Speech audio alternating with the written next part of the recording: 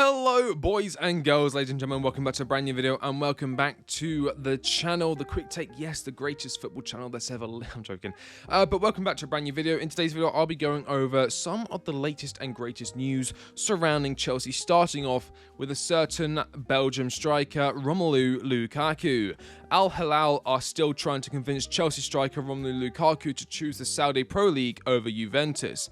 Now, as some of you may know, Chelsea have been trying their hardest to get rid of Romelu Lukaku, who is valued by them around 35 million to 40 million euros. Actually more than I thought we'd be able to get for him, but hey ho. He was supposed to re-sign for Inter Milan. However, Inter Milan have now pulled out of the race to sign their beloved Romelu Lukaku, following reports suggesting Lukaku had actually entered talks with Juventus in order to sign with them, and obviously Inter Milan and Juventus, they're rivals, so not exactly what they want their star striker to be talking with a direct rival. Juventus's move for Romelu Lukaku highly depends on their selling of the Serbian striker and former Chelsea target Dusan Vlahovic to PSG. However, as I was putting this video together, a news report came out from Chelsea HQ stating it is far from certain if Chelsea striker Romelu Lukaku signs for Juventus, as the club need to sell Dusan Vlahovic first, and PSG have now made it clear they don't want him, which basically leaves Dusan Vlahovic stuck for options. You know,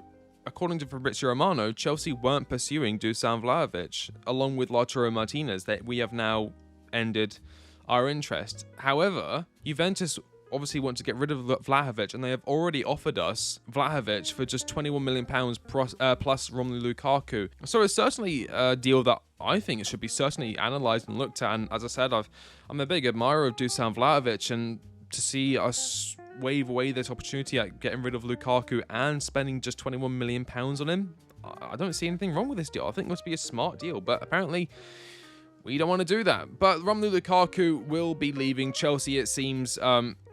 All bridges have been burnt. He's not spoken to Pochettino at all. He has no intention of returning to Chelsea. He obviously wants to sign for a European club. However, if no European club wants him, he's not exactly going to retire at the age of 30. So Al Hilal are making themselves the favourites to sign him, following Juventus's kind of stumbling block with PSG selling Dusan Vlahovic. PSG don't want him. I think it'd be wise for us to enter that conversation again with Dusan Vlahovic. But Chelsea aren't. But Vlahovic isn't the only striker Chelsea have been linked to. Following the news that Chelsea were less inclined to pursue Dusan Vlahovic, a new news story broke. Chelsea are interested in Randall Kolo Muani. They join Manchester United and Bayern Munich if Kane stays at Spurs, which is interesting. Kolo Muani is a striker I've looked at before.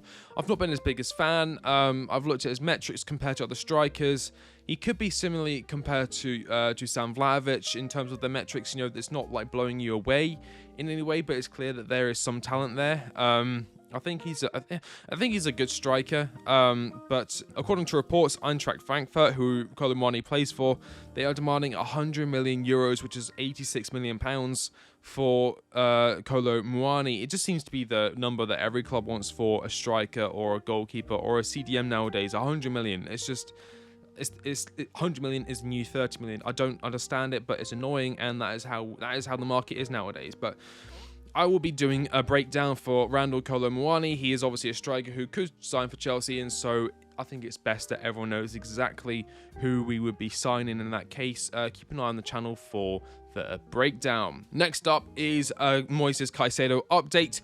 This is coming in from Fabrizio Romano 4 hours ago. Understand Chelsea will improve their bid for Moises Caicedo this week, as revealed yesterday. It's not about official bids, as Chelsea/Brighton are discussing directly club to club, but proposal will be improved more than £70 million fixed. Chelsea hope to get it done this week, which makes sense as we are coming up to our first kind of pre-season games, starting off with Wrexham. It was hoped that we would get the Caicedo deal done before the club, before the whole squad would move over to America to start off the pre-season. However, talks have progressed at a rather annoyingly slow rate, which has left many Chelsea fans annoyed and Moises Caicedo frustrated that the move hasn't gone through yet. It is obviously a big deal when you look at Enzo Fernandez, that started work in the start of January and literally finished an hour before deadline day ended. Deals like this take time. Brighton are obviously quite a stubborn club, especially with us unwilling to even listen to a suggestion that Colwill could be used in a deal. Is what it is. Moises Caicedo, great player. I'm sure it'll get done, but I'm hoping it's nowhere near £100 million. Highest I would go for him is £80 million, and that's including add-ons, £75 million fixed over like 5 years, and then just go to £5 million add-ons when he wins 3 Ballon d'Ors in a row. I don't know. But Moises Caicedo looks to be progressing well. More news, more incomings. Angelo Gabriel has officially joined Chelsea. Chelsea has completed the signing for Brazilian winger Angelo Gabriel from Santos. Now, Brazilian wingers from Santos, not bad. They certainly have a decent track record. Born in Brasilia, the 18-year-old arrives at Stamford Bridge with a wealth of senior football under his belt. He made 129 first-team appearances for Santos across all competitions. A left-footed winger who was regularly utilised off the right side of Santos' front line, Angelo became the youngest player in the history of the Brazil National Championship when he made his debut against Fluminense in the Maracana, aged just 15 years and 308 days. In April 2021, the Brazil under-20s international scored his first senior goal, a close-range finish away to Lorenzo in a Copa Libertadores. In doing so, he became the youngest goal scorer in that historic competition. He scored 4 more times for Santos and claimed 10 assists. Welcome to Chelsea, Angelo. Hello, Angelo. Welcome to Chelsea. It's another Brazilian. I'm not going to say one. Well, I was it. It's another Brazilian wonder kid was signed along with Andre Santos, and we were working on a deal for Franca, but that seems to have fallen through following the leak to the press that we were actually interested in.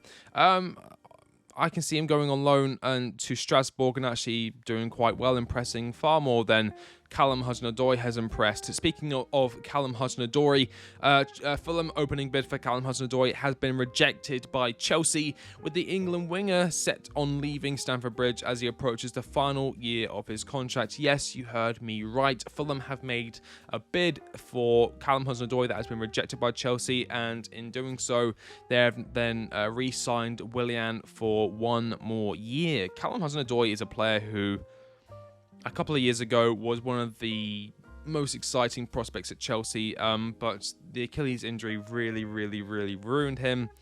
He struggled to get game time. He went on loan to Bayer Leverkusen, had a terrible loan there, didn't impress many at all, as returned to Chelsea with very little suitors clamoring for his signature. It's going to be difficult to sell him. If we can get maybe 5-10 million for him, we'd be very lucky. I think it's sad what's happened to him. At one point, what was it? Bayern Munich offered like £80 million for him. It was insane, but we said no, and now look where he is. So sometimes football is like that.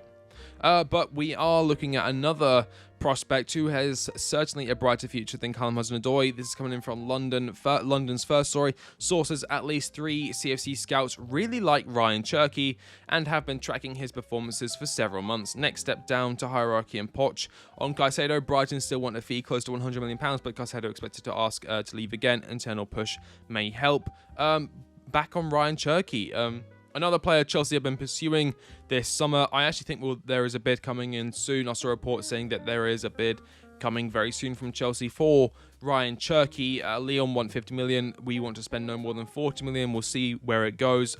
However, I'm pretty sure Manchester City have just sold or about to sell Riyad Mahrez for 30 million pounds, and so we should really hurry up with Ryan Cherki because the last thing we want, is for Man City to enter the race for Ryan Cherki. Obviously, when you compare where Chelsea are right now and where Manchester City right now are, Man City are a slightly more set in stone project where he's more likely to win trophies at this current moment in time.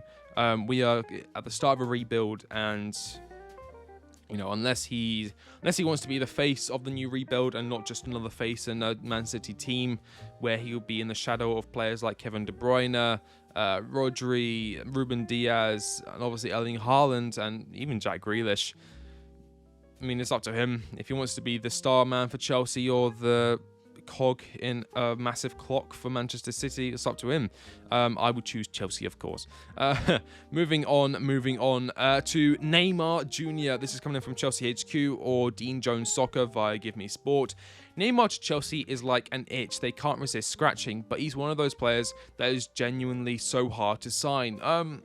Listen, we've been interested for Neymar for a season now, or maybe more than that.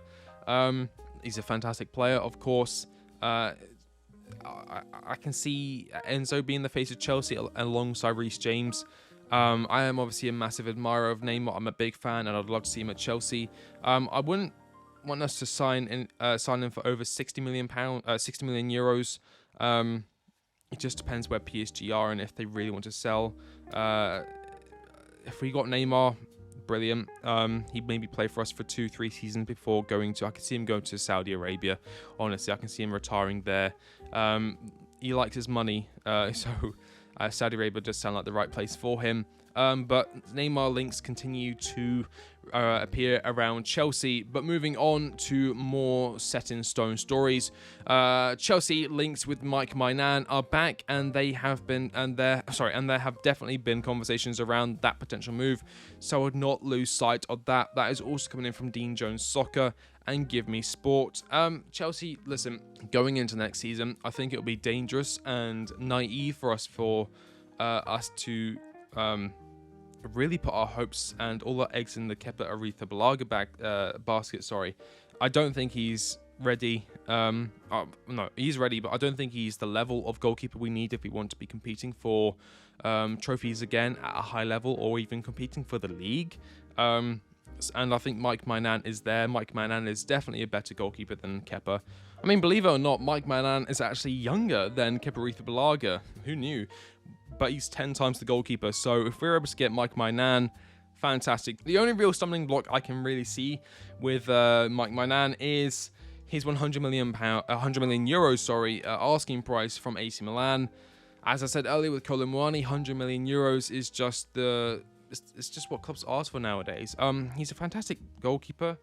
Preferably, again, I'd like to get him for no more than 70 million euros, but it's going to be very, very, very difficult to get that deal done for anything less than 100 million euros, unfortunately. Moving on to our next story. Ethan Ampadu leaves Chelsea and will join Leeds United on permanent deal agreement in place. Shaking hands emoji. Chelsea will receive £7 million fixed fee plus add-ons, as Phil Hay reported. Personal terms have been agreed. Chelsea will also include a sell-on clause, not a buyback clause, but a sell-on clause. So when if Leeds sell him in the future, we'll get a little kickback from that as well. So not too bad. But Ethan Ampadu, surplus to requirements. He was always going out on loan. He was never gonna make it at Chelsea. He probably could have been good depth, but cash in now and use the money on players like Randall Kolo Muani or players like Mike Maignan, who is certainly more important to the side. Moving on to our final story of the day, and that is Pierre-Emerick Aubameyang. Chelsea and Marseille are in talks over a potential move for Pierre-Emerick Aubameyang.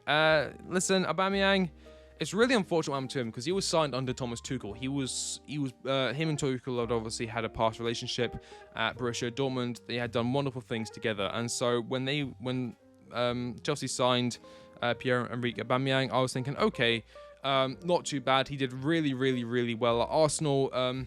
He had like a okay season at Barcelona. However,